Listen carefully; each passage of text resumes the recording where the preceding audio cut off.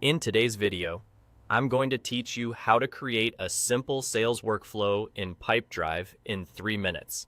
Let's jump right in. Start by opening Pipedrive and looking at the left-hand sidebar. Find the three dots icon, often used for more options. Click that to reveal additional tools you won't see in the main navigation. From that menu, select Automations. This opens the Automations area, which is where you centralize and streamline repetitive sales tasks. Think of this as your command center for telling Pipedrive what to do for you and when. Here, you're in the right place to set up automations for your sales workflows. Automations connect triggers and actions. A trigger is an event, like a deal moving stages or being marked as won. An action is what follows automatically, such as creating an activity, adding a deal, or archiving something. You can choose whether an automation should run for all deals or only those that match certain conditions, like a specific pipeline or value threshold, so your process stays organized and relevant. For example, you can automatically add activities as deals progress. When a deal moves to a new stage, you can have Pipedrive create a follow-up call or an email task with a due date, so nothing slips through the cracks.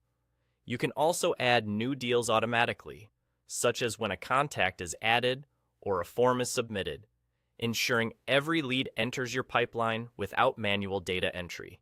And when a deal is closed, you can archive it automatically to keep your pipeline clean and current while still retaining full history for reporting. If you want a fast start, go to the Templates tab. Browse the available templates designed for common sales motions, like creating tasks on stage changes, nudging inactive deals, or assigning owners. Templates come pre-built with sensible triggers and actions, so you can preview one, select it, and then adjust the details to fit your exact process, things like stages, activity types, and timing. It's a great way to learn best practices while getting value immediately. That's all you need to create a simple sales workflow in Pipedrive. A few quick tips as you wrap up.